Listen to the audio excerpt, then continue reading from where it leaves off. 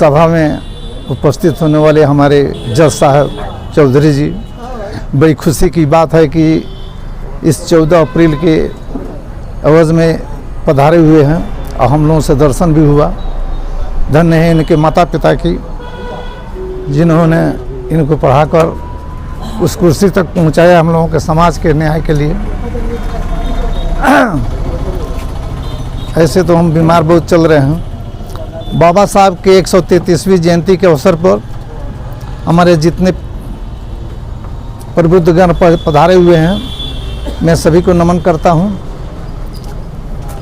आज का दिन खुशी के दिन है। जो भारतीय समाज में बाबा साहेब भीमराव अंबेडकर जैसे महान व्यक्ति पैदा हुए। आप जानते हैं कि कोई आदमी जन्म से महान नहीं होता बल्कि कर्म से महान होता है। आज उन्होंने जितनी भी कठिनाई सहकर शिक्षा ग्रहण किया, समाज में तिरस्कृत होकर भी उन्होंने जो समाज को दिया, यह बहुत बड़ी चीज़ है।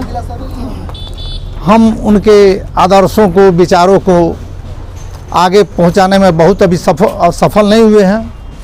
साथियों, बाबा साहब अकेले पूरे समाज को जो दिया है, और उसका एक एक बात यदि किया जाए तो हम लोग बहुत पीछे हैं। बाबा साहब के केवल दलित समाज के लोग को ही आगे बढ़ाया, ऐसा बात नहीं है, ऐसी बात नहीं है। उन्होंने हर समाज के लोगों को देखा है।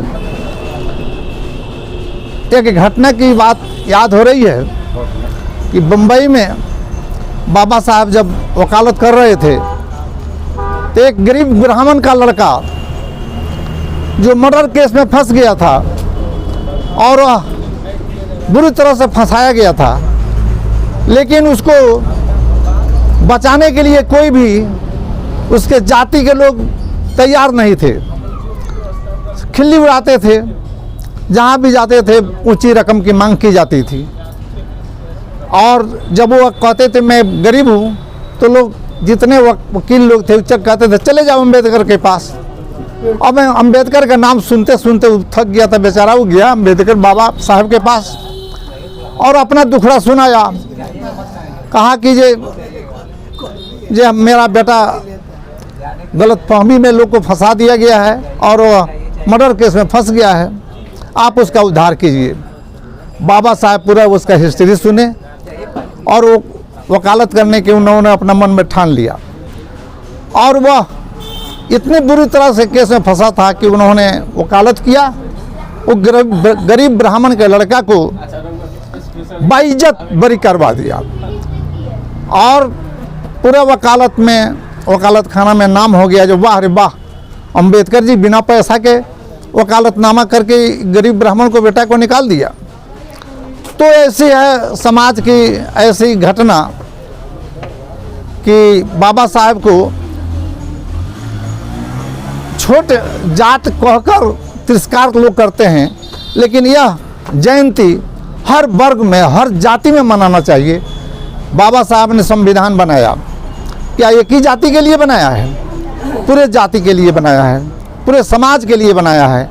आज उन्हीं का देन है। पहले लोग मांग करता था कि जो उच्च जाति के लोग हैं उन्हीं को वोट देने का अधिकार मिले। बाबा ने इस पर विरोध कर दिया कि नहीं, गरीब का बेटा हो या धनिक का बेटा हो, राजा का बेटा हो या रंग का बेटा हो, सबको एक वोट देने का अधिकार है। इस पर सत्याग्रह हुआ, लेकिन बाद में सब कोई मान गया कि हाँ, वोट देने का अधिकार एक ही होता है।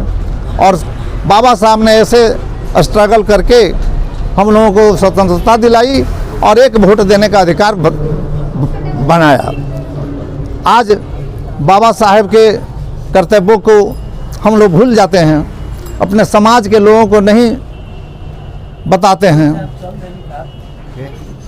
ऐसे बहुत से ऐसे उदाहरण हैं जो समाज अपने विचार को समाज में रखना चाहिए और बाबा साहब के बताए हुए रास्तों को आगे बढ़ाना चाहिए।